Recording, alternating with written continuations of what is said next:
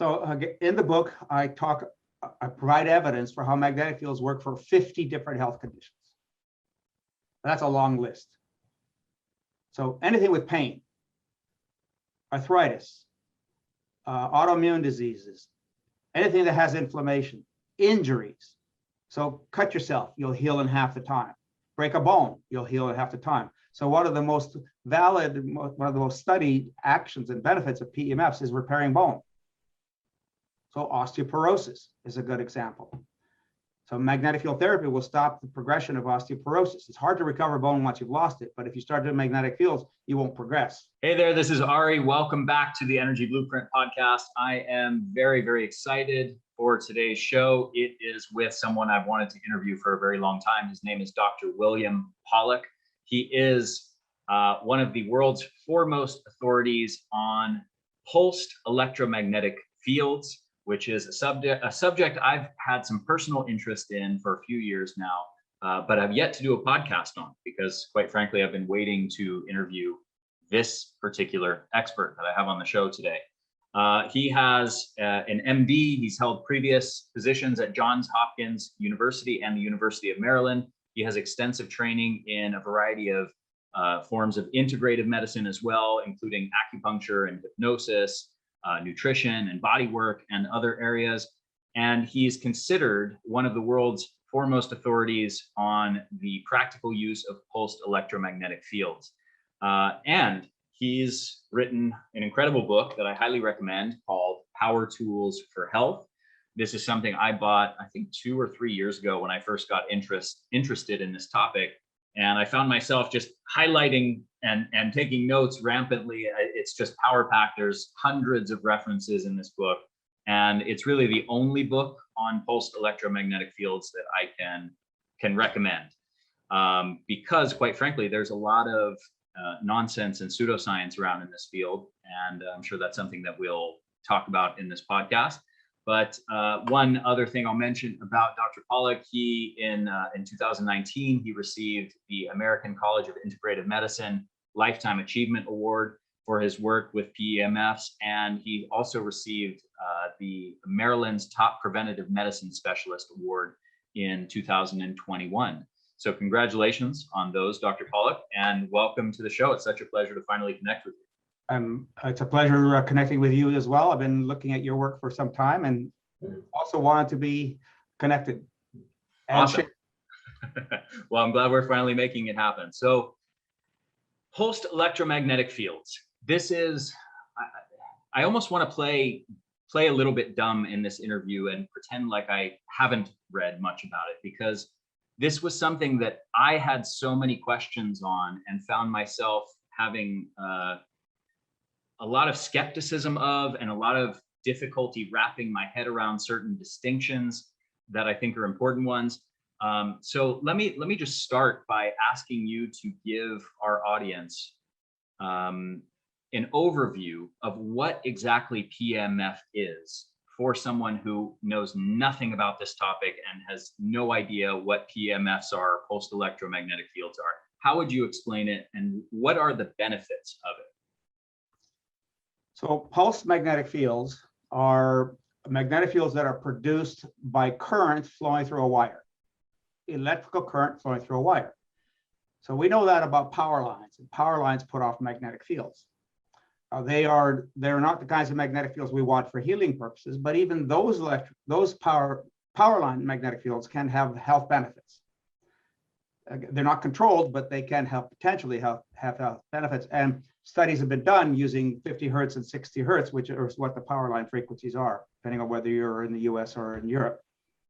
So basically, a current that's flowing will produce a magnetic field. That's called the right-hand rule. So this is the direction of the current, the direction of my thumb, and the magnetic field is perpendicular to that current flow. So the magnetic field is wrapping around that wire basically in this sort of fashion, and it's a closed loop. So every time the current flows, magnetic field goes like this. Every time it pulses, it goes like that, right? So it's open and close, open and close, open and close. As opposed to radio signals or microwaves that are in the atmosphere, they basically broadcast out into the atmosphere. Those are waves, and those are wavelengths, just like waves in a pond. Those fields, those electromagnetic fields, are not the same as pulsed electromagnetic fields. And Tesla was one of the first people to actually discover that if you take a wire, so a wire that's connecting current into a lamp or an outlet, is basically going in two directions. There's an outgoing loop of the wire and a backwards loop in the wire. And where the two wires are crossing, the magnetic field produced by each one is neutralized. And that's called Lenz's law.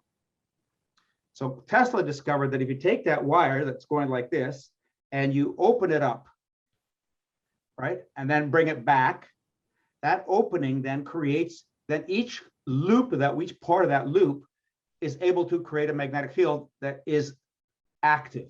It's not being canceled. So the magnetic field then, because it's pulsing in and out, essentially it's pulsing in and out of the body completely. The body is completely transparent to a magnetic field. To a magnetic field, the body does not exist, but the magnetic field exists to the body. So in other words, the magnetic field ignores the body. It doesn't pay any attention to the body, whether it's a body or an insect or a tree or any living matter for that matter. So unless it's metal, in which case the magnetic field will bounce around the metal, will be twisted, pushed away by the metal. And just maybe to make a distinction there for people who didn't quite follow that. So the magnetic field is penetrating through the body as if it's not there. The body is not an impediment to it. To contrast it with, let's say, ultraviolet radiation can pass through the atmosphere and go down and down. But as soon as it hits our skin, pretty much all of that UV radiation stops. It doesn't go beneath the layer of the skin. It gets absorbed. Right. So that happens because those are waves, and they're extremely short wavelengths. And as a result, they don't get absorbed. So microwaves do the same thing. They don't get absorbed. So they create heating, and they can create damage in the body depending on how deep they go and how strong the magnetic field or the fields are, the electromagnetic field, because that's all part of the electromagnetic spectrum, as it's called. So probably an easier way to see this is that a magnetic field is like wind. It's going through the tree. It doesn't stop. It doesn't stay in the tree. It's passing on through. And as it passes through, its activity jiggles the leaves, the branches, and the stronger the wind, the more action there is in the trees. So what you don't want to do is you don't want to rip a tree apart. You could do that with magnetic fields too, pulse magnetic fields. But certainly we don't want to do that because that's not the intent of pulse magnetic fields. The intent is to try to activate processes in the body that will create healing. And so that's what happens. As the magnetic field, these therapeutic magnetic fields pass, they're called extremely low frequency fields, and they're also relatively low intensity magnetic fields. Most of the magnetic fields that we use are much lower intensity than MRIs. Okay, they're very high intensity magnetic fields. They're Tesla, they're 10,000, 20,000 Gauss. So they're very high intensity. Most of the therapeutic magnetic fields are low intensity. And because they're low, they're like a breeze in the trees, right? Not a big wind going through the trees. And as it's passing through, it creates charge. So the concept of creating charge is based on a relatively old law of physics called Faraday's law. So Faraday's law, Faraday was the first to discover that when you pass a magnetic field past a current flowing wire, when you pass a magnet past a current flowing wire, you'll induce charge. So he showed a needle going like this when the magnet was passing those wires. Now we don't use magnets anymore to do this. Now we create this field that just goes like this. So basically, again, what you're doing is, as it's passing through the body, anything that has charge associated with it will be influenced by the magnetic field. So the magnetic field then begins to activate those processes in the body that are charge related. So ions, electrolytes, nerves, anything conducting in the body, it's conducting charges in the body. And so everything will be activated, so even down at the cellular level, at the molecular level. So because the body's completely transparent to a magnetic field, everything in the body is affected by the magnetic field passing through. So whether it's passing through an eye or a brain or a fist or a shoulder or a heart or a lung or belly, you name it, doesn't really matter. As it's passing through, it's creating all this action. And that action then initiates all kinds of balancing processes in the body. Healthy cells, healthy tissue ignores the magnetic field. It says, oh, that was interesting. I like that tickle. I was tickled slightly. So that's great. But cells that are damaged because they couldn't finish the job of rebalancing. So the damage that caused the damage, the stimulus that caused the damage to the cell was too strong for the cell to be able to rebalance itself. So if I whisper to you and I tell you, you dirty son of a person, whatever, but I'm just whispering, your brain's going to say la di da, la di da, la di da, right? You ignore it. Now we're having a conversation. It's harder to ignore that conversation. If I'm screaming and yelling at you, you'll never be able to block it.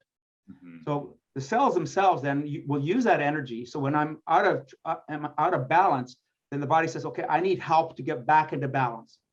And essentially that's what the increase in charge in the body is doing, is giving the cells more energy to be able to rebalance. And so what would you say, let's say there's, I'm sure as an MD yourself, you probably encounter a lot of other MDs who have never heard of post-electromagnetic fields, who are enormously skeptical of it, and who might listen to what you just said and say, okay, well, that's a nice theory, but you know, is there any actual science to show that this has any actual meaningful benefit on medical conditions? What would you say in response to that? And I would say, here's the book. It's not my word. There's 500 references in the book. Right. So what are those benefits? What has this been proven to do as far as practical benefits for people dealing with different kinds of health problems? So in the book, I outlined 25 different actions of magnetic fields. And since the book, I discovered basically 3 more. Oh, interesting. So one is adenosine, the adenosine receptor, which has to do with ATP, which is energy production in the body. The miracle of PEMFs is that it causes ATP to be produced. But ATP by itself is nothing. It's a molecule sitting there. So it's got potential energy. Has the potential to produce energy. Then what you have to do is you have to hydrolyze it. You have to take off one of the hydroxyl groups, and then that releases energy. That's where the energy release comes. So you need the hydrolysis to release energy. Then you go from ADP to ATP, adenosine diphosphate, 2 phosphates, to ATP, 3 phosphates, and then you have to strip off one of the phosphates. That releases energy. That goes back to ADP. So PEMFs work on the entire cycle. They cause that cycle to be repeating itself continuously. So that's one of the key aspects of magnetic field therapy, is the recycling of energy. The next consideration is the endocannabinoid system. So now people are into marijuana and CBD, and that's cannabis related. Well, it turns out every cell in the body has endocannabinoid receptors. Every cell, the nervous system in particular. The only species that doesn't have endocannabinoids are insects that don't have an endocannabinoid system. That's interesting. I didn't know that. So why do we have that? We have it because it's important to us. It's necessary for our function, particularly for memory and for thought processing, for general energy, and so on. So, and I have a blog on my website about endocannabinoids, cannabis or marijuana. So that's not in the book, but that's one of the mechanisms. So the key mechanisms that were discovered back in the 70s on what magnetic fields do. So we're going back into the 70s when some of that original research was done in Eastern Europe. Causes vasodilatation, opens up blood vessels, relaxes muscles. I mentioned the ATP, stimulates stem cells. So tissue regeneration is a key element of what magnetic fields do. They will heal wounds much faster, typically in about half the time. And one of the reasons for that is it stimulates stem cells and it stimulates growth factors. But in addition to that, you can't grow a garden in a swamp.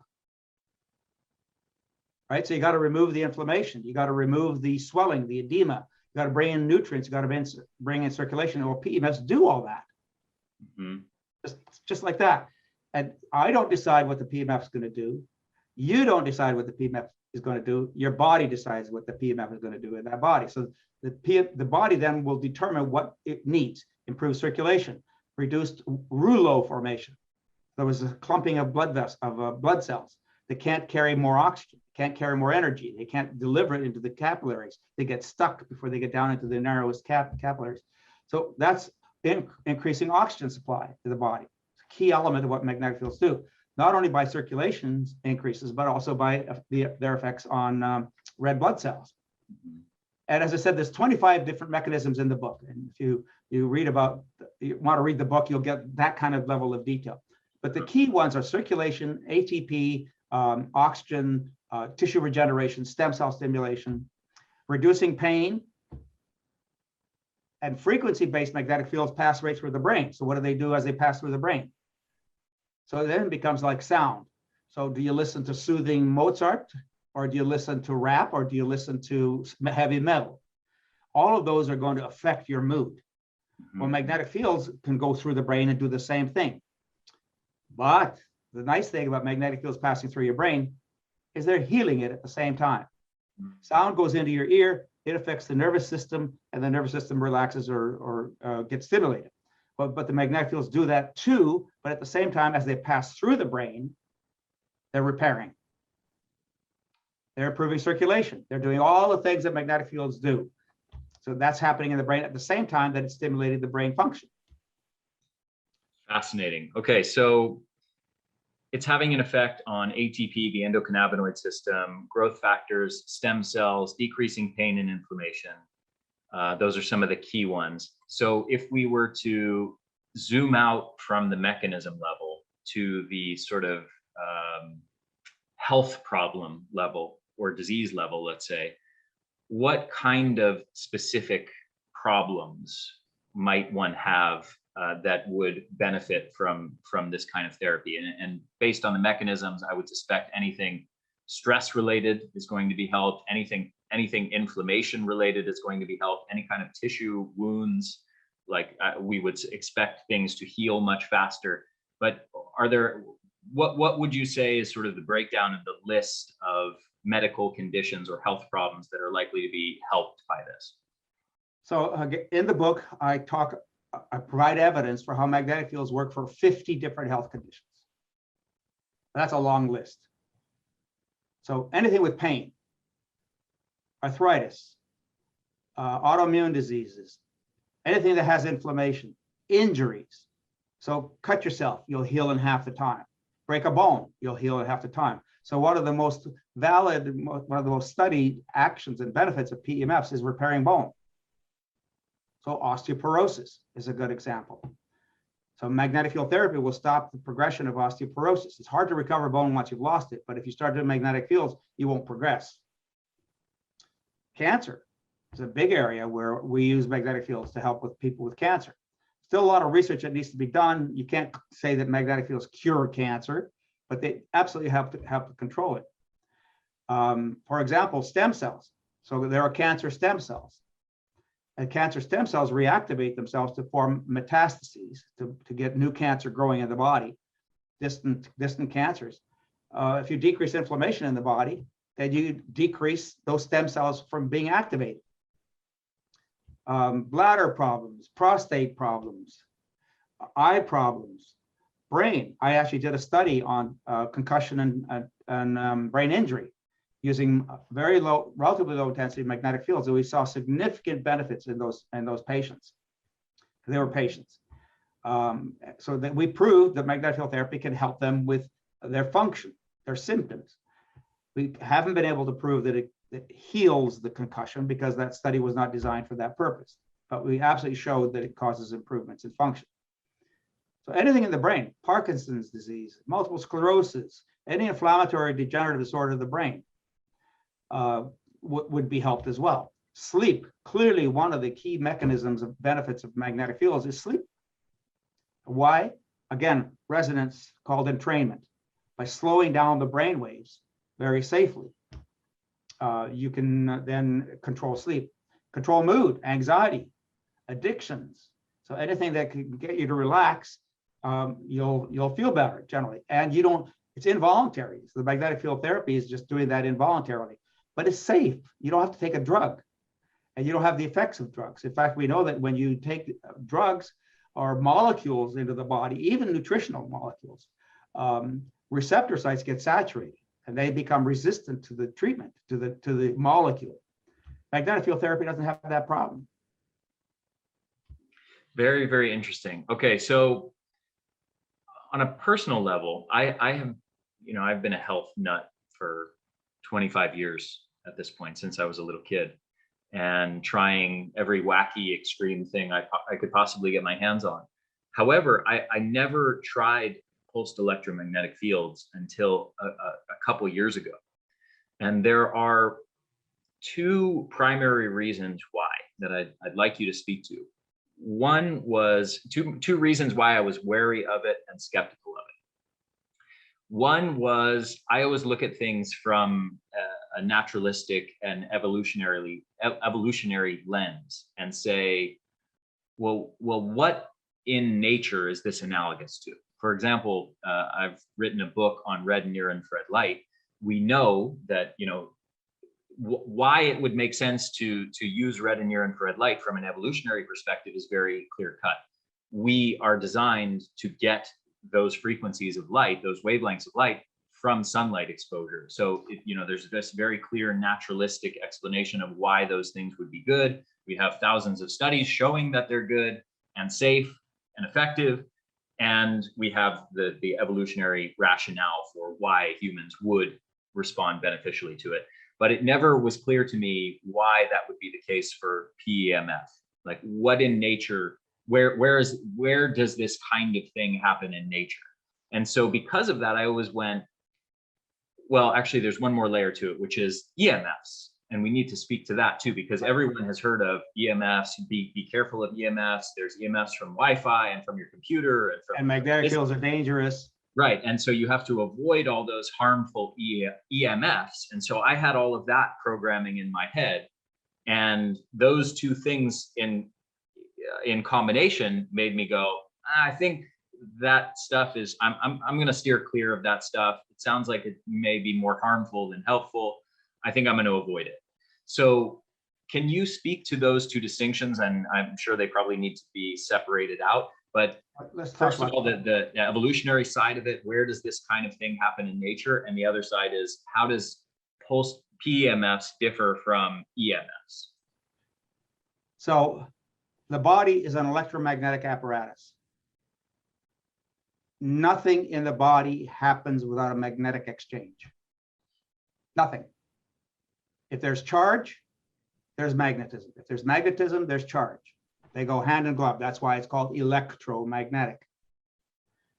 So a red blood cell flowing through a blood vessel is interacting with other ions in that blood vessel and producing magnetic fields as it passes through. It produces charge as it's passing through. And those magnetic fields then control a lot of outside stuff. So they're putting boundaries. It's like magnets. You take two magnets, the magnets either attract or they repel. So the magnetic fields interact with each other, pushing and pulling molecules. Sodium and chloride cannot dock to produce salt unless the magnetic field between them, interaction between those molecules, allows it to dock. So the magnetic field controls that. Physics came before chemistry. From an evolutionary perspective, in the universe, it was physics. The laws of physics came first before chemistry. Now we're tissue, right? But our tissue is made of molecules. But what controls those molecules and their functions and their movements and so on? Their actions, interactions, magnetic fields. So at a basic cellular level, at a very basic intercellular level, it's magnetic fields that control all that. Now, we happen to live on a planet which happens to be a big magnet. Right? And those IRs, the FIRs, all the radiation that's hitting the planet triggers and activates charge in the body and affects the magnetic fields in the body. So they can't act without the magnetic fields basically allowing those actions to happen. Because they're there. Magnetic fields are just in the background. They're just everywhere, constantly, continuously. If we remove ourselves from the planet and go beyond the Earth's magnetic field, the magnetosphere, things start to break apart. Okay, we did experiments in people did experiments in Germany in bunkers where they isolated people from the environment, completely isolated from the environment. Developed essentially what's called a Faraday cage, but it had no magnetic field. It had no environmental stimuli of any kind, light, sound, heat, temperature, etc., cold, barometric pressure changes. So these were completely isolated people for months and months. So they were volunteers, months and months. What they found over time is their circadian rhythms became dysregulated. And they figured out why. So they started putting frequencies back into these chambers and discovered that 10 hertz restored circadian rhythms. Wow. So 10 hertz is the basic frequency of the planet, and that's a magnetic frequency.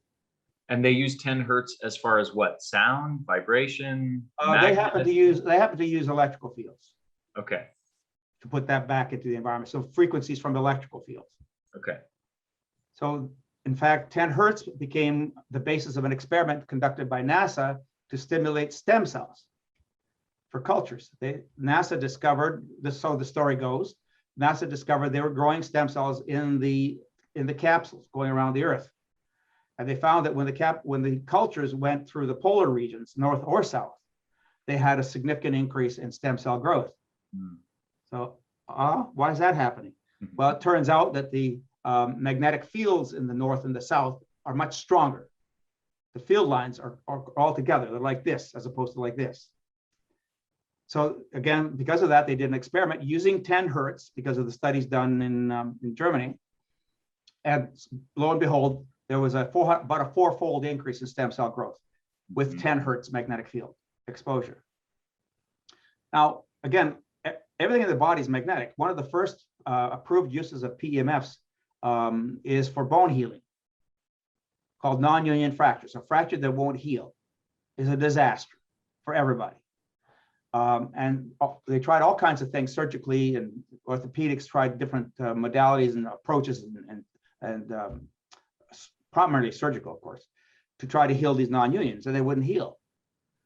Well, you have to ask yourself the question, why did it happen in the first place? So you can't grow a garden in a swamp. But what the surgery was doing is trying to fix the bone. Mm-hmm. But what caused the problem with the bone in the first place? So whatever caused the problem with the bone in the first place is still there. Mm-hmm. So usually the surgeries failed. So then they started doing magnetic field therapy, discovered it at NYU, and all of a sudden magnetic fields started these wounds to heal, these fractures to heal, even though the bones were not even together. It started to increase stem cell production and reduce inflammation, improve circulation. Just a whole host of different factors were going on at the same time caused by the magnetic fields. So again, we need that. When you walk, you're putting stress on the bone. That's creating something called a piezoelectric field. All of our tissues have crystalline structures in them. They're a crystal matrix. Every cell has a crystal matrix. Our connective tissue has microtubules, which are structures, like nanowire structures. And they conduct charge and electricity extremely rapidly. So magnetic fields interact with those, and they interact with magnetic fields. So we are an electromagnetic being at a very fundamental level. Now, again, whether we have IR or not, we're still electromagnetic. And the question is how to activate that. So we produce our own magnetic fields, but why does a fracture stall? It doesn't have adequate nutrition, but it probably also doesn't have adequate charge. And so once you start to produce more charge in the area of that fracture, the fracture wakes up, stem cells wake up, circulation wakes up, all these things that magnetic fields do, bingo, 6 months to a year later, depending on the fracture and the person and so on. Bingo, a non-union is healed, non-invasively, safely. Now, you may have to do magnetic therapy 8 hours a day, 12 hours a day for 6 months to a year to get that wound to heal. But hey, that's okay, considering the alternative. Yeah, absolutely. So basically what you're saying is there's all these sources, there are natural sources of magnetic fields and these kinds of frequencies that we are being exposed to and our body is wired to respond to. And the pulsed electromagnetic field device is meant to mimic certain of these frequencies. Is that accurate to say? Yeah, I just completed an ebook on magnetic fields as energy medicine. Looking at things like Qigong and acupuncture and many other things that are considered to be so-called energy medicine. Mm-hmm. Dowsing is a good example of energy medicine. It's the use of our ability to sense magnetic fields and electrical fields for that matter. And so magnetic fields basically, again, are a basic modality within our bodies and within the universe that we sense, and our bodies use it for healing purposes. But they're subtle. They're very weak. And they're mostly electric in the way they work. But the electric interfacing with the body produces a magnetic. Mm-hmm. And magnetic influences electric. That's Maxwell's equations, Maxwell's laws. So those have been discovered back in the 1700s, early 1800s. That they go hand in glove, right? We can't separate them. Mm-hmm. So again, it's completely natural to us to have that happening. Now, pulse magnetic fields, in the old days, all we had was the earth. You could walk on the earth barefoot. You could lay on the earth when you're sweating. And your perspiration, the electrolytes in your perspiration are going to interact with the minerals in the earth, in the soil. And what does that do? Creates charge in the body. The charge wakes things up. A copper bracelet on the wrist is producing charge. It's acting on the acupuncture points and meridians. That charge then activates all these other magnetic events in the body that stimulate various healing processes. Well, now we have tools. We're no longer ancient. Now we have a technology that can take that up multiple levels of exactness, but also predictability in terms of results and effectiveness. And we're learning different fields have different effects on the body, and you need different amounts of treatment and treatment time to produce the effects that you need. So we're understanding the technology better. So we can heal better, faster than we're ever used to. So even with healers around, how long do people live? I mean, average lifespan is around 80 in the US. Today. Mm-hmm. What about 100 years ago? I'm sure your answer is, you might not be looking for the answer I'm going to be giving, but the tricky thing is, like, it was common for people to live roughly as long. However, the average lifespan was brought down heavily by infant mortality and child mortality and maternal mortality from childbirth and things like that. But that's probably in terms of longevity, but that's not necessarily true. Okay. So what is aging? What is aging? Yes. Progressive deterioration of cellular health. Aging is death by 1,000 cuts. Okay. Aging is all these nicks and scratches and bruises and all the events that happen to us. Mm-hmm. That's without a war, and that's without pestilence. One of the biggest causes of mortality actually was infections. So trauma and infections were the two biggest causes of mortality before we lived long enough to get cancer and heart disease. Yeah. Right. Once we lived long enough to get cancer and heart disease, then they became factors that we didn't calculate before because people didn't live that long. Mm-hmm. So the average age probably was like 100 years ago, the average age was probably like 45. Mm-hmm. We had the potential. I agree. We had the potential to live a lot longer. Yeah. So what happens though, if you get an infection and you have inadequate housing, you have inadequate water supply, you have inadequate food, you have all kinds of other stressors, saber-toothed tigers goring you, or bison goring you, whatever. So those are all trauma. You have to heal from that trauma, right? In the Civil War, all the people died. They got gunshot wounds. They could have survived, but they died from the infections caused by the gunshot wounds. Yeah, and also probably because of inadequate nutrition and so on. Mm-hmm. So now we have these same kinds of events happening to us. I'll tell you, in Finland, they looked at people who had massive trauma. ended up in the hospital for months. So they discovered that when they did magnetic field therapy for those people in those beds, they shortened their hospital stays by 2 weeks. Wow. Because the magnetic fields are giving the body the stimulus it needs to do the repair work. So now in the hospital, they got the nutrition, they got the rest, they got the care, all they needed. So what they didn't get is the stimulus to integrate everything else that they were already doing, to stimulate it, to activate it. I had a 55-year-old guy who had bilateral gangrene of his legs. It was purple. I couldn't see any circulation at all. They came in to get magnetic field therapy and nutrition and advice and so on. He was a smoker, a drinker, and had diabetes. Didn't take good care of himself at all. And I said, I don't want to touch this. This guy's going to die on my watch from kidney failure and sepsis. Because he was being recommended. He came to my office because the surgeon, the vascular surgeon, said, off with your legs. Bilateral, below knee amputations. We started nutritional therapies. We started putting him on supplements, got him to stop smoking, got him to stop drinking, did magnetic field therapy at the same time. Literally within 3 months, he went back to the surgeon and said, well, I guess we don't have to amputate. Wow. Amazing. Right?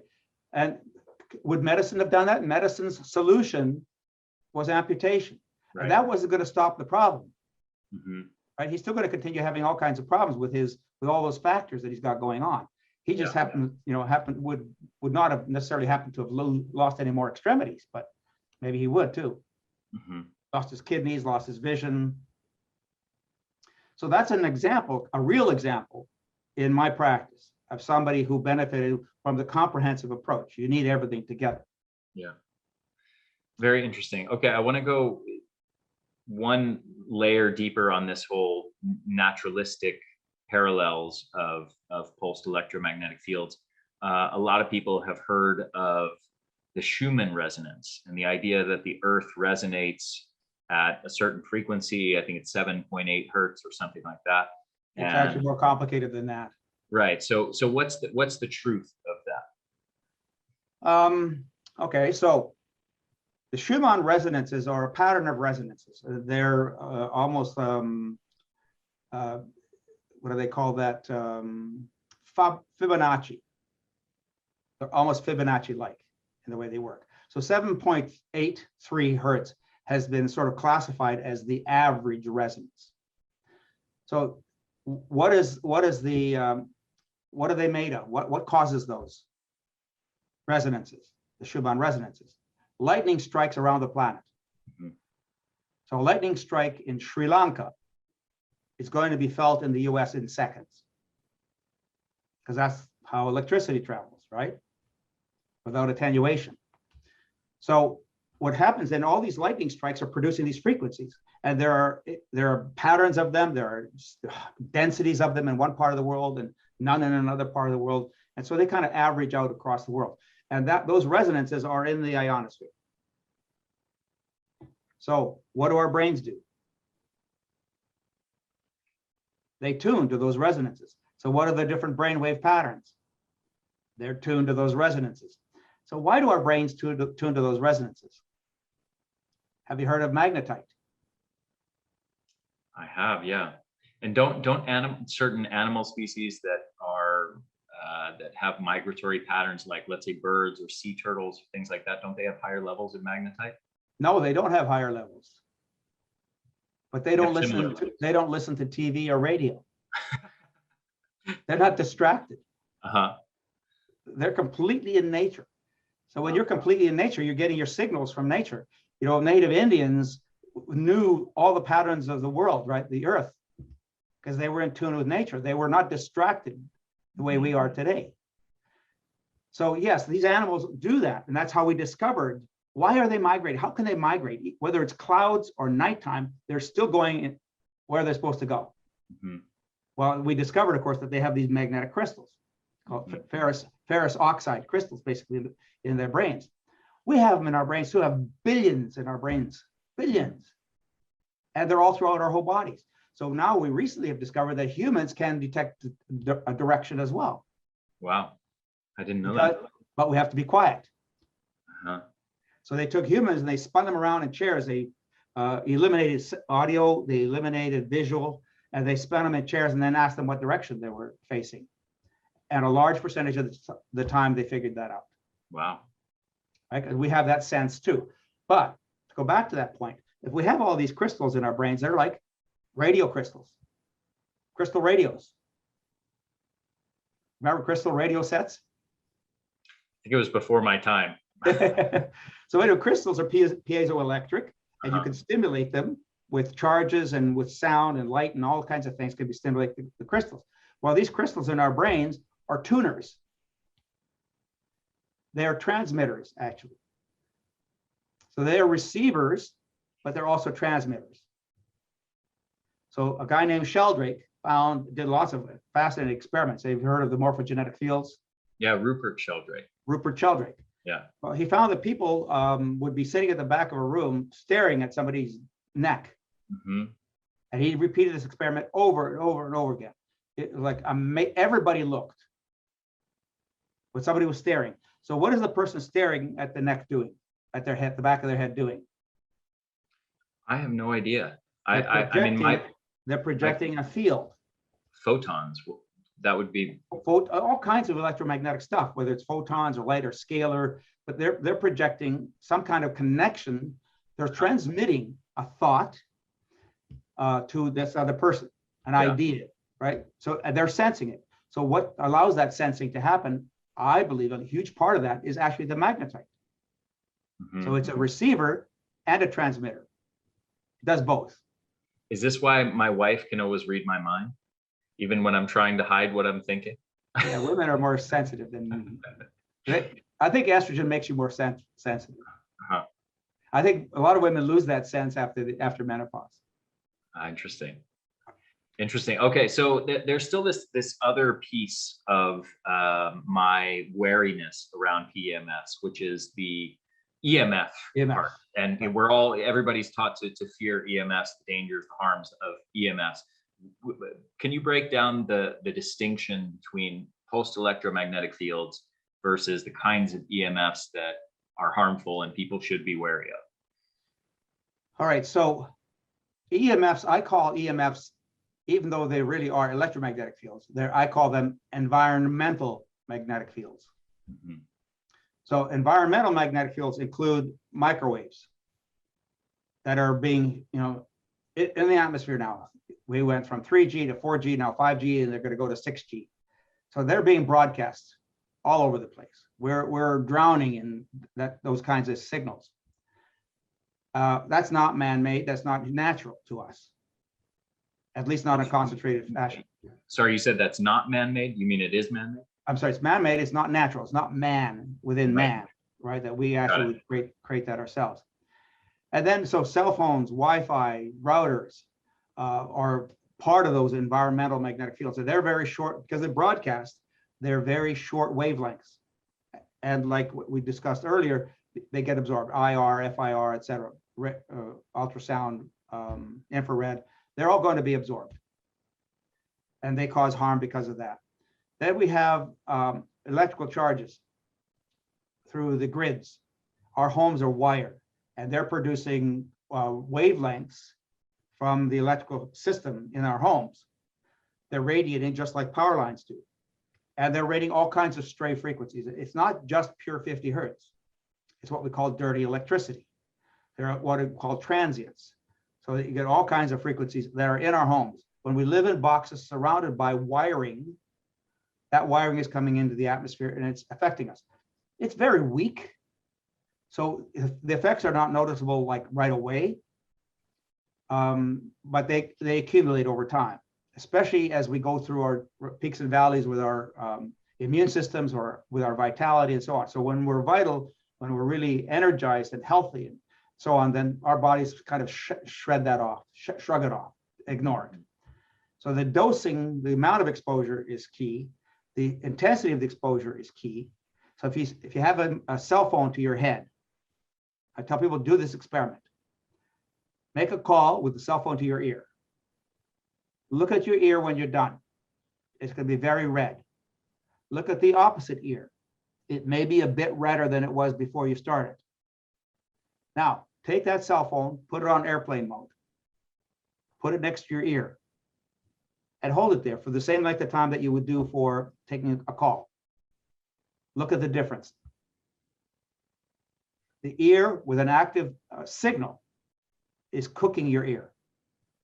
Because of the microwaves. Because of the microwaves. So it's literally, it's enhancing blood flow. I mean, it's, maybe that's It's not a heating good way of phrasing. It's heating it's not those just, tissues. It's not just blood flow. It's not just blood flow. It's heating the tissue. Uh-huh. It is blood flow too, but it's more than that. It's heating the tissue. That's why microwave ovens work. Mm-hmm. We put meat in a microwave and it cooks it. Whatever you put in the microwave, it's going to heat it from, in a sense, the inside out. So those are environmental magnetic fields. They're not designed to be therapeutic. They're generally fairly low intensity, except for these exposures that we have that are fairly high intensity. Deck phones, baby monitors, all of these are transmitting signals into the air. Wi-Fi signals, higher frequency signals. That's how they work, through higher frequencies. So they are not natural, and they cause a major stress in the body. And the body has to deal with that stress. And that's why PEMFs, they cause stress to the body too. If I turn on the light, my body's being stressed. So what does stress mean? There's two kinds of stress, three kinds of stress. There's eustress, which is good stress. Then basically no stress, neutral stress, and then distress. So anything, even a eustress, can be distress, because it's causing a change, a reaction for you. You have to react to it. You have to deal with it. Sure. I mean, it's possible to even overdo exercise to the point where it's damaging. And that's true too. So whether it's heat or cold or humidity changes, temperature changes, all of those are stressors. Mm-hmm. Sitting in one position, one place for a long time is a stressor. Why do we keep shifting? Because it's stressful to those tissues. You putting pressure on those tissues, and the body's sensory system is saying, move, silly. And you shift position, and you stay in that new position for a while. And then the body says, move. Mm-hmm. There are other terms you could use besides silly, but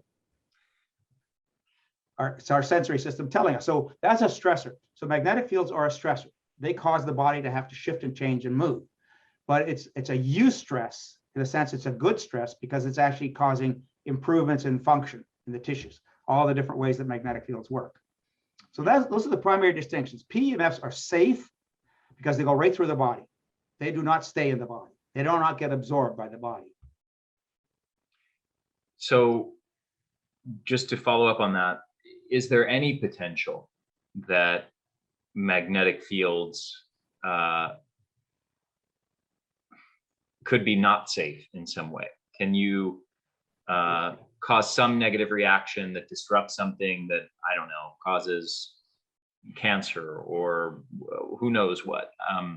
I remember hearing one report, I think probably a mutual friend of ours is Dr. Mercola, and I think it was from, if I remember correctly, a conversation with his girlfriend, where she told me that she used an extremely powerful magnetic field device, and it sent her heart into atrial fibrillation or something like that. And we know obviously the heart is using electrical conduction, and magnetic fields are affecting that.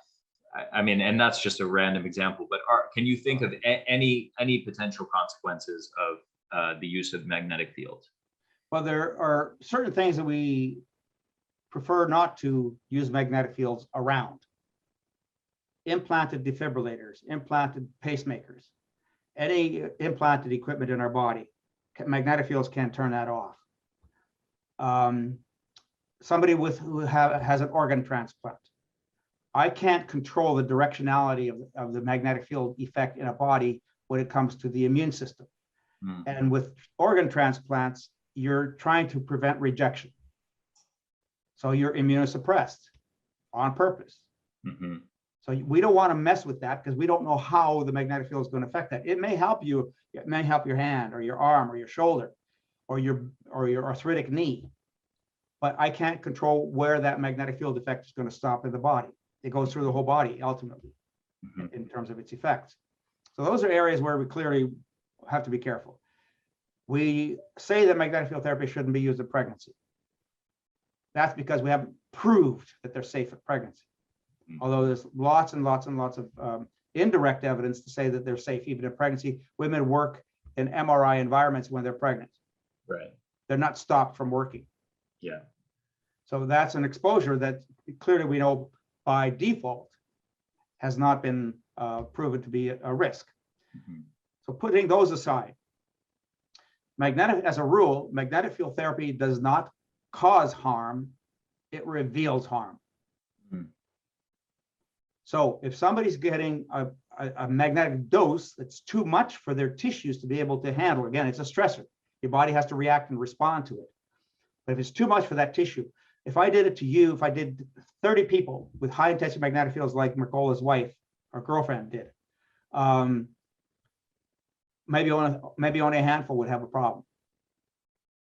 To me, if somebody has a problem with the magnetic field, then you want to ask what's going on in that heart. Because a healthy heart won't do that. In other words, it's maybe an early indicator that this heart's got some issues. Whether it's EBV, whether it's autoimmune, whether it's diet, there may be an imbalance. There are lots of people who eat well and take lots of supplements who are out of balance, right? Because they're not necessarily rationally putting things together. So and I think she did mention to me that she was using an extraordinarily high power unit in that at that moment. And is it possible that using a higher power unit has more potential to cause those kinds of effects? If there's an imbalance. Right. Now, if there's a minimal imbalance, then a high-powered unit is more likely to cause that minimal imbalance to show up. So if it's a lower, we have a protocol. I advise people to go low and slow. I use the same level of intensity fields that she was experiencing. I don't crank it up. I don't recommend cranking it up because I don't know how your body's going to react. I don't know what's hidden in your body. There are some clinicians who actually take these high intensity coils, crank it way up, and then put it on different parts of the body and see what the reaction is. So basically it's a scan. Oh, interesting. So it's a high intensity scan. If the body reacts, then you know that those are areas that are going to need some help.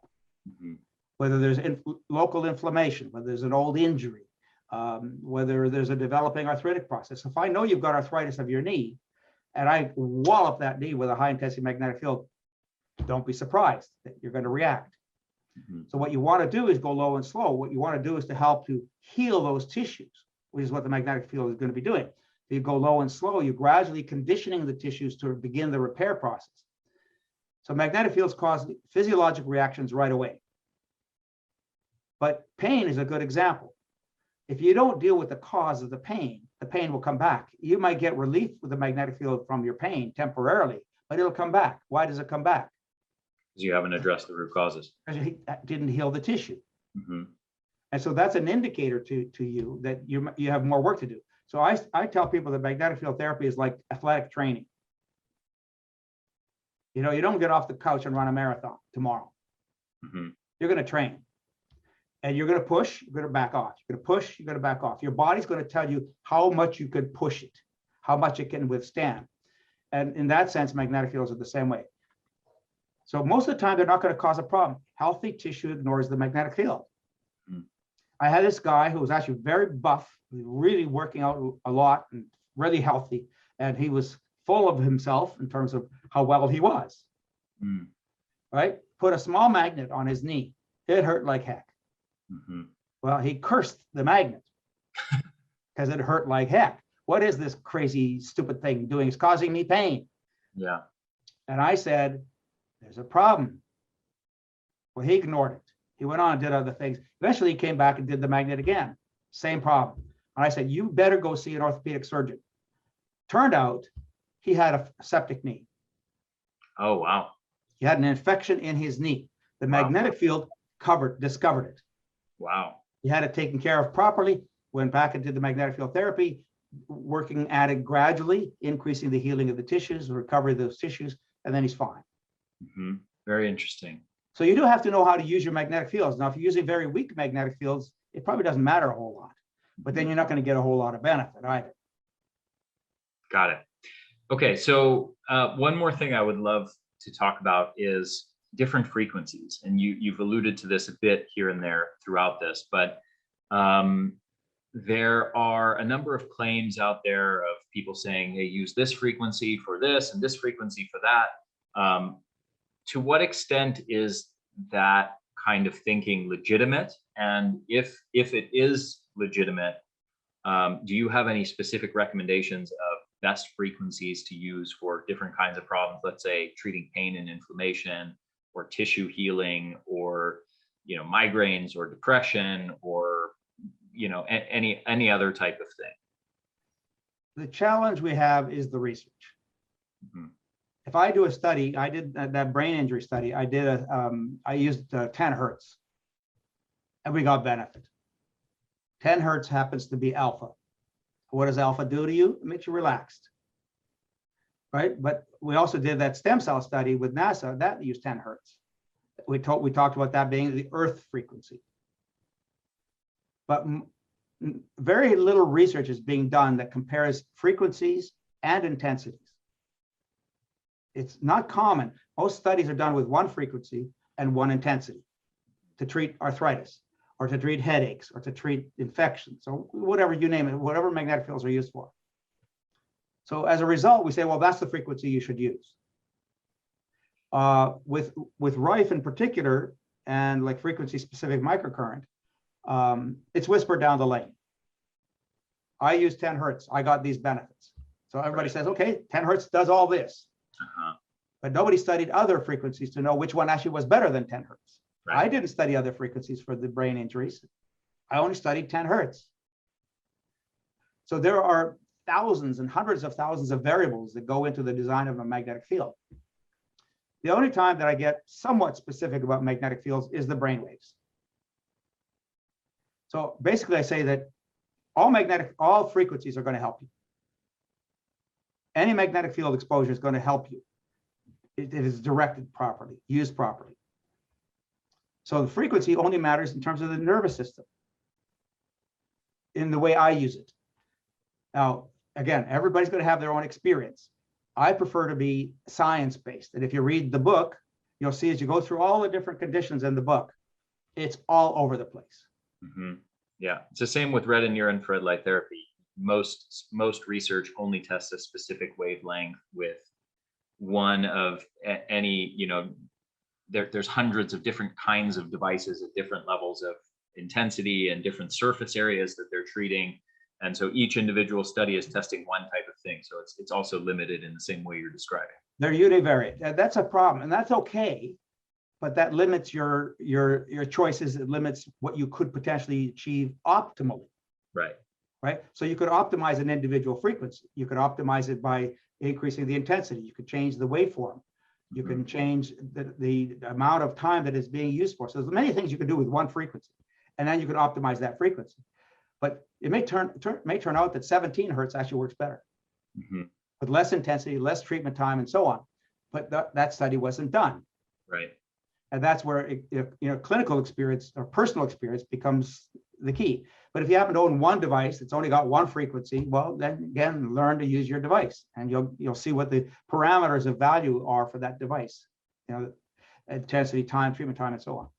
So having said all of those kinds of, couching everything around frequencies and those nuances in that context, is there any area where you feel it has been tested thoroughly, and there is research to test different frequencies for a specific condition, and they found, let's say for sleep, to entrain delta waves, let's say, for example, this specific frequency is best, or for depression, this frequency is best. Is there any area where you feel it's possible to make that kind of claim? No. Okay. No. But so what I do is I know that if I'm entraining the brain for delta, I'm going to have to use a delta frequency. It's going to work the best. Okay. And the higher the intensity, the better the entrainment, because again, it's going to grab the brain waves. Brain's not going to listen to other things if it's a higher intensity magnetic field. So 10 hertz, I designed the flex pulse is one of our equipment, a piece of equipment that we were involved in designing. I got mine right here. So there you go. So the flex pulse has 10 programs. Mhm. And one of the key programs is 3 hertz, which in that, I think in that particular system is got 10 programs. That means that 3 hertz is the program 1. So I use it under the pillow every night for sleep, 3 hertz. Now, you'll read about sleep, and the sleep goes through all these different patterns and frequencies through the night. The brain decides what it wants to do. I don't decide what it wants to do. And I used to use audiovisual entrainment, and I used to use all kinds of other entrainment factors looking at what the ideal was. But I could never figure out what the ideal was, because that changes from day to day, from night to night, from the beginning of the night to the end of the night. So I figured out over time, especially with neuroscience and having done some training with neurofeedback, is the brain is going to decide where it wants to be. But if I give the brain a pacemaker, a metronome, it's going to listen. And it's going to then change its frequency patterns. And we can't make the brain one frequency. It's impossible and not a good idea. But if I give it 3 hertz, the brain can't ignore it. And so wherever it's hyperactive, it's going to start listening and start slowing down into that 3 hertz pattern. So what you're doing then is you're bringing the brain down to 3 hertz, which is deep sleep. And we need that. It's very restorative sleep. It should last an hour to an hour and a half at night. But then most people don't have a problem falling asleep. Most people have a problem staying asleep. More people have problems staying asleep than falling asleep. But this will work either way. But during the night, when you wake up, or you become aware that you're awake, or you become aware of your dreams, you're in what we call high theta. So theta is the frequency that we're in most of the night. 75 to 80% of the night, we're in theta.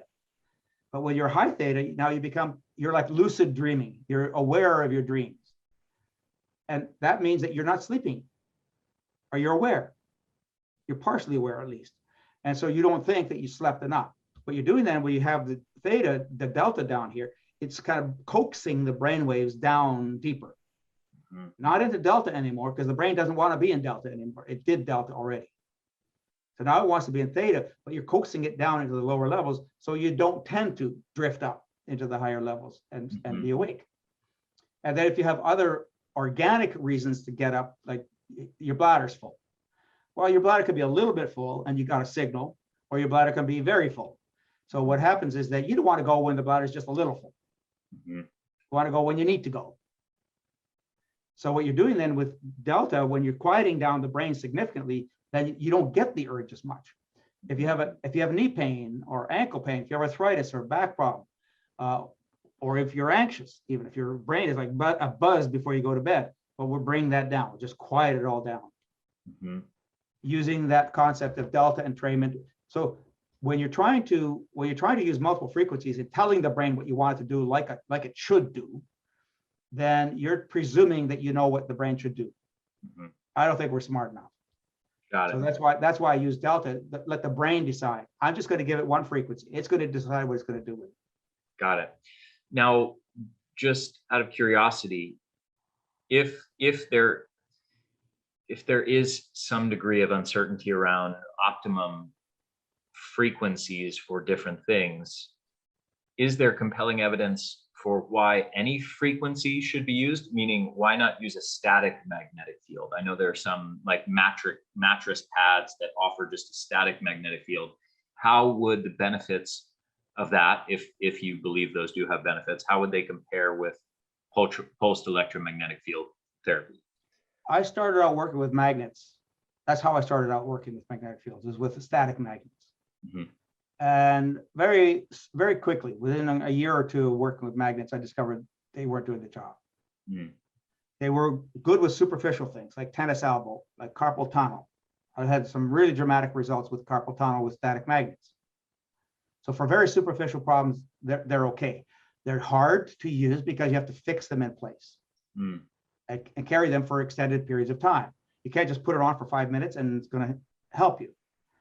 If you're going to do that, then you need a really powerful magnet to do that, to be that strong, to grab those tissues and do the action in those tissues. So magnetic pads are the magnets, and many magnetic pads are scattered all over the place. And you're moving around during the night. So since magnetic fields drop off extremely rapidly, it's called the inverse square law. You have to determine the magnetic field strength you need for where you need it in your body. Right? So static magnets can be helpful in certain situations, but I have discovered over the years that pulse magnetic fields handily outdo static magnets. And I still use static magnets. I wear a magnetic necklace, actually, to help to stimulate the acupuncture points and meridians around my neck, because all the acupuncture points and meridians go up through the neck to the head. So you use a magnetic necklace, then it stabilizes those acupuncture points and meridians. They're quieted down.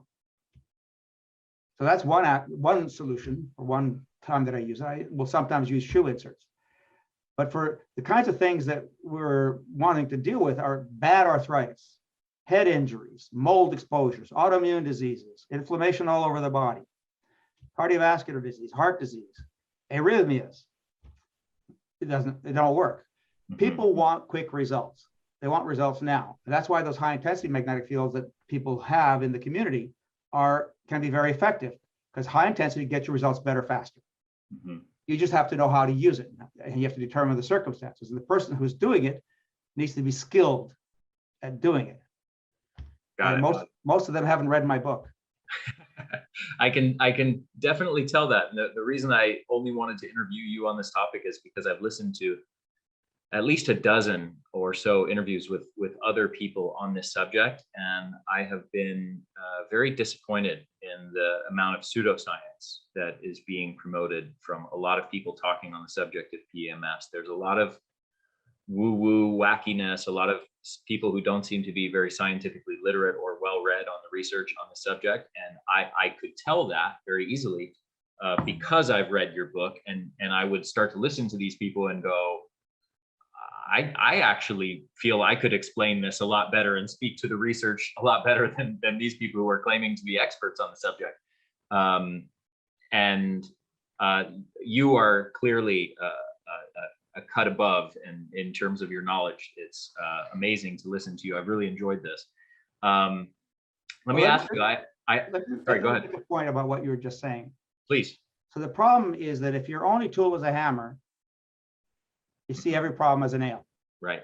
Right? You got one tool, all the pegs, you got one hole in your board, all the pegs got to fit in that hole. Now, over the years, I've accumulated a lot of different devices. I've tested and used, and I don't recommend anything to anybody that I haven't tested and used myself. So on drpawluk.com, we have a lot of different choices. And I do consultations with people, especially people who are sicker and have significant health issues, to get the right equipment in their hands. And then they need to be explained how to use it in the right ways, understanding physiology, understanding anatomy, understanding pathology, understanding disease, understanding how the body heals. When you do that, then people are going to get much better results. Yeah, absolutely. Right? And they're going to stick with their equipment. So again, drpawluk.com, you can find out a lot more about this sort of thing. If you really want to learn even more, better, deeper, then obviously the book. Yes. So I have two more questions for you. One is going to be a follow-up on what you just said. But before we go there, are there any other technologies, any other modalities that you feel are especially good to pair with post-electromagnetic fields? So over the years, having tried so many different things, because I'm always looking for a solution. I was looking for the next thing that you could do that's going to give me another edge. And I discovered over the years that from a value perspective, for the money that you invest, you're better off owning your own equipment. And then you got to know how to use it properly. So what happens then is that laser has a value. Ultrasound has a value. Infrared has a value. Red light has a value. Ozone has a value. Marijuana has a value. All of these things have their values. But for the money spent, magnetic field therapy does so much more. So you can go to a doctor's office and get treatments, and that's okay. And that's appropriate at certain times. Where it's the best by going to a doctor's office is for an acute problem, something that's going to resolve quickly. For example, if you have surgery and you have to heal your wound, well, you know it's going to heal on its own, probably no matter what. but you can heal it a lot faster using magnetic field therapy. In that circumstance, it's a short course of treatments and you're done. But if you have horrible back pain, you have spinal stenosis, you're bone on bone in your knees or your hips, this is a lifer. This is a lifetime problem unless you have a joint replacement. So that means that you're going to need to do magnetic field therapy on a daily basis, at least once or twice a day. And even for aging purposes, for anti-aging, how many times a day do you need to do treatment? I would guess at least once. Aging never sleeps. So I recommend twice a day. First thing in the morning to clear out the cobwebs from the night before, and then at the end of the day to clear out the stress of the day out of your body. Any even good day is a stress day. Sure. So obviously a bad day, having a car accident or falling down or having an argument with somebody, that could be a more stressful day. And then you certainly need the help. But every single day is eustress, no matter what. Mm-hmm. And so at the end of the day, you're kind of balancing everything back out again. Yeah. Now, if you have health issues on top of all that, then you need even more time and attention with the magnetic fields. Yeah, got it. So I have to say, I want to get your recommendations for specific devices, but I got this, which is one of the key devices that you recommend, the Flexibles, and I've been using it for a while now, and I've used it for a number of things. I've used it for some neck strains as I've been traveling around with my family, staying in different Airbnbs. I've been in lots of different workstations, and depending on the sort of ergonomics of my desk situation, my computer situation, oftentimes I get neck problems and my traps and little neck strains and other things going on, or in my mid back. I had one day where I had a random toothache, which is something that almost never happens. And my wife had a migraine one day, and I had a few little injuries here and there from playing soccer and frisbee with my son, and little ankle sprains and things like that. And I have been enormously impressed with extremely noticeable effects as far as pain reduction and how fast it speeds the healing of that. And I also want to say, just about, I think it was maybe a month and a half ago, maybe 2 months ago, my mother, who's in her, I think she's 76 or 7, maybe she's 78 years old now. No, 70, I think 76. She got a hip replacement just a couple months ago. And this is not an exaggeration at all. This is the actual truth. It's almost unbelievable to say. I probably wouldn't believe it if I was hearing it, but she only had to use painkillers, the medication that she received after a full hip replacement surgery. She only used 2 doses of painkillers, 2. And after 2 days had basically 0 pain. And my mom is not the most pain tolerant person in the world. She's not an athlete. She doesn't have enormous like toughness and ability to deal with physical pain or anything like that. She literally had no pain after a full hip replacement surgery. I mean, I was in shock. And the reason why, I think the only reasonable explanation is that she was using this Flexibles pretty much all day. That's the key right there. Yep. For right after that hip replacement surgery. And so I'm absolutely blown away by how effective it is. And having come into this whole thing around PEMFs, like I said earlier, with so much skepticism and wariness, I've now been converted into pretty much a full believer in the power of this technology to help heal tissues and have all these different benefits that you've been talking about.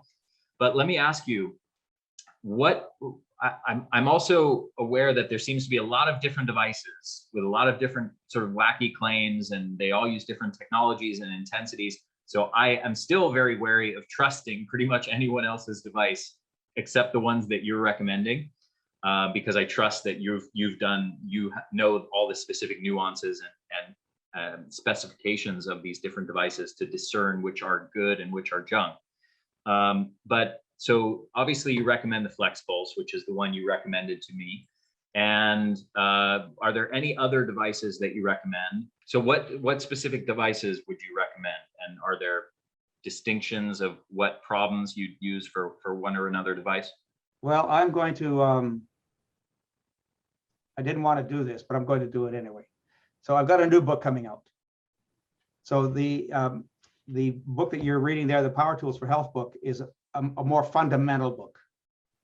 And it provides you with a lot of the science. For those people who want that kind of information, that's the book to get. So basically, that book is going to be a companion to the new book, which is called Supercharge Your Health with PEMFs.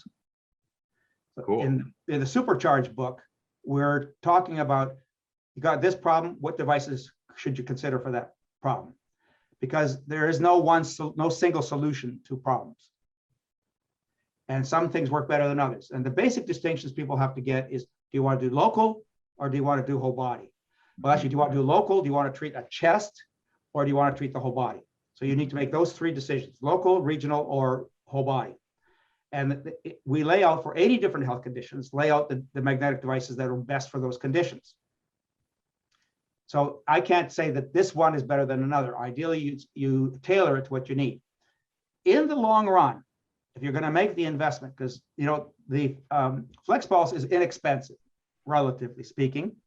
It retails at $12.90.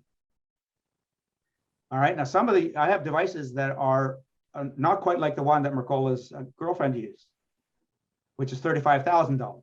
Whoa. I have a device, several devices on my website that are $20,000. There are other devices on the website that are like $13,000. Mm-hmm. So they're higher intensity. The higher the cost typically means the higher the intensity is going to be. Right now, as we speak, as we're working with PEMF systems, most of the very high intensity systems that cost over $13,000 are now being, in a sense, overshadowed by another set of devices that we have from Israel that are high intensity and much lower cost. But they're whole body and local. So you could do both whole body treatment and use local applicators for more specific, faster results. So intensity matters. And that's an important point that I was making in the Power Tools for Health book. Intensity matters a lot because magnetic fields drop off very rapidly. So for example, a 4,000 Gauss magnetic field, 4 inches away, that magnetic field 4 inches away will be down to 4,000 Gauss, will be down to 15 Gauss. Wow. So, and if you need 15 Gauss, and there's a blog on my website about adenosine, which is not in the Power Tools book. And I do describe it in the Supercharge Your Health book. What that blog tells us is that adenosine is critical for inflammation in the body. And you need 15 Gauss optimally to address the adenosine receptor. But there are adenosine receptors all over the body. So if you need 15 Gauss at the skin on your wrist, then what do you need for your heart? What do you need for your brain? So you have just to clarify that, are you saying exactly 15 Gauss or you need at least 15 Gauss? It's going to be optimally 15 Gauss. Okay. So if you were less than that, then it's still going to provide some benefit to you, but you're going to have to do longer treatment times. What if you're at 4,000 Gauss? So if you're at 4,000 Gauss, it'll work faster, much faster, 20 minutes, 30 minutes. It'll still do the job. It won't. 4,000 Gauss will, depending on how deep you need to treat. Okay. So if you have to go, if you're treating from the front to the back of the brain, the head, how long is the head front to back? It's about 9 inches. It's about 6 inches across. So you have to judge the distance where you're trying to treat. And ideally, what you want to do is to treat the whole body.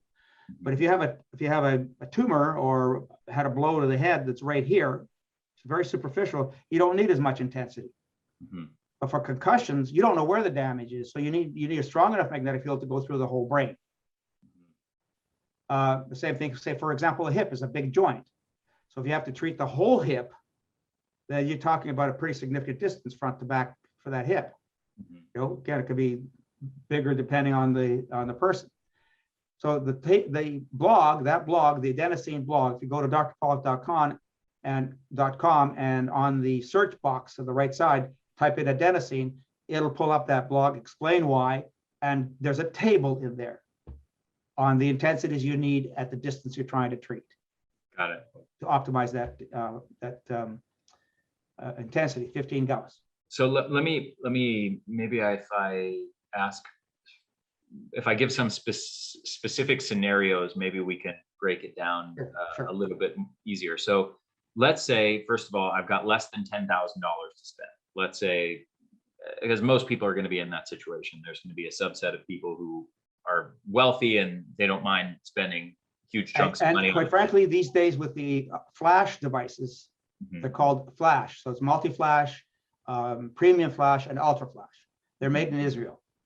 Those are the most cost-effective devices that we have right now. Okay. So let's say I've got high enough intensity and a very reasonable price. Got it. So let's say I've got less than $10,000 to spend. I want to treat whole body. I'm interested in anti-aging, longevity, and just keeping all of my tissues in tip-top shape.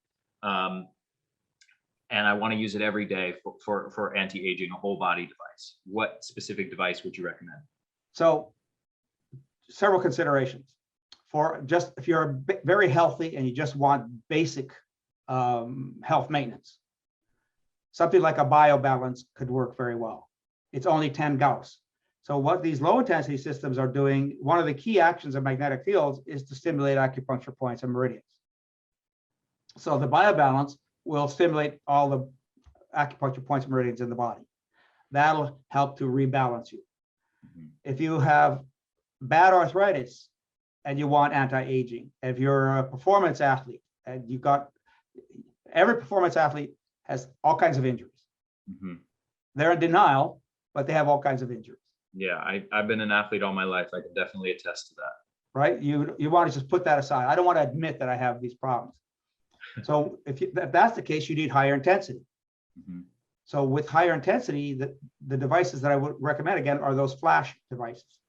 The multi-flash is about 4,000 Gauss, and you get a whole body pad, and then you get a smaller applicator to treat local areas. Now, if you do that, then you have to treat separately because it only allows one applicator at a time. And that machine costs you about $5,800, $5,600 for just the two applicators. And that's giving you 4,000 Gauss. That's pretty strong. By comparison to there are other low intensity devices that are available in the market that are $6,000 and you're getting 1 Gauss or less. Right? And shall I name names? Please. Yeah, it doesn't hurt my feelings. There's a whole bunch of them. So there's like the Beamer, the IMRS, the QRS, the Medithera. There are others that are, I forget some of the Vasendux, OMI. They're very popular. They're very popular because they're very inexpensive. But again, you're getting less than a Gauss. Wow. So you're really not doing a whole lot. If you're treating a problem, it's not going to do anything for you. But because it helps the acupuncture points and meridians, people feel better. They feel good because when you stimulate the acupuncture system, it releases endorphins and enkephalins, and you feel good. You haven't healed anything, but you feel good. Right? So for the health maintenance, again, the biobalance is adequate.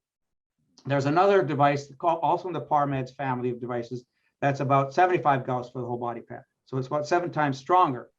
And it's only about he says, $3,500. And it's got a smaller applicator that's about 200 Gauss, which is still pretty decent. Downside of that machine is it only runs 30-minute cycles. So you can't run it forever. Flex pulse you can run until the battery dies. Right, so most of these devices are time limited in how long they'll work for. So the multi-flash is 4,000 Gauss. Premium flash is 7,000 Gauss. Same features as the multi-flash, but it's much stronger magnetic field. And then you end up at the cat's meow, which is the ultra flash. And the ultra flash is about 8,000 Gauss, causes muscle contractions like the very high intensity expensive machines do. And a full system of that is only about 80 he says, only about $8,300. So you're getting a lot of power there. And you have four applicators. You can run 2 whole body pads at the same time. You can run a whole body pad and a smaller applicator at the same time, creating what we call the magnetic sandwich. Or you could use 2 small applicators at the same time, different parts of the body. Got it. And then you have the flex pulse for treating smaller areas. If someone's got a neck strain or a tennis elbow or an ankle strain or knee pain or something like that, they can. And very active people, most of us are very active. We don't want to be tied to an outlet because all these other pieces of equipment need power from the wall. So you're locked in, you're plugged in, you have to sit there and do your treatment. So if you want, and I do this, a number of people will end up buying, say, something like a multi-flash, which is reasonably affordable and high enough intensity most of the time. They'll add a local treatment machine. So if you have plantar fasciitis, or if you have a bum knee and your knee's just flared up now, and you got lots of things you got to be doing, you can't be sitting in the house doing a treatment, then you could use your flex pulse. Got it. I have one final question for you. You've mentioned the adenosine ATP mechanism. I'm wondering on a big picture level, have you worked with people who are dealing with chronic fatigue, and where you've seen tremendous improvement using this technology? Constantly. There's a whole field of research that's coming out now. Most of the research now that's being done with magnetic field therapies is actually being done using very high intensity magnetic fields called RTMS or TMS, transcranial magnetic stimulation. So they're very high intensity, and they treat a whole range of problems. Like chronic pain, for example, you should be treating the brain as well as where you have your pain, because the brain is part of the problem. Now it's actually part of the problem. And these people have what's called allodynia. So once the brain starts to kick in as part of the pain process, even touching the hairs on the back of your hand can cause pain. So the brain is interpreting any signals coming from the periphery, even simple signals, as potential pain signals. So to go back to your question. Chronic fatigue. Chronic fatigue. Now, you've got mold toxicities. If you have other environmental toxicities that are poisoning your metabolic cells, metabolic processes in your cells, then yes, mitochondrial. Mitochondrial disease mitochondrial deficiencies are whole body. All the mitochondria in the body are being affected. But where are the most common mitochondria? Sorry, repeat your question. Where we have the most? What mitochondria are the most needed and are the most active in the body? We have the highest density of them in the brain and heart. Brain and heart. And muscles. So when we're using our muscles need the mitochondria to be functioning, and you need the ATP. So if it's whole body, then you need whole body ATP. But there's a problem with ATP. We produce our body weight in ATP every day. Every ATP molecule in the body recycles about 200 to 500 times a day. Every molecule. So we're constantly recycling. So when you're doing magnetic field therapy, you'll feel really great for a while, and then it sort of falls off, depending on what your supply of ATP is already, right? If it's already really, really, really deficient, you're going to need a lot more work to get yourself up. But again, you still have to deal with the cause as much as you possibly can.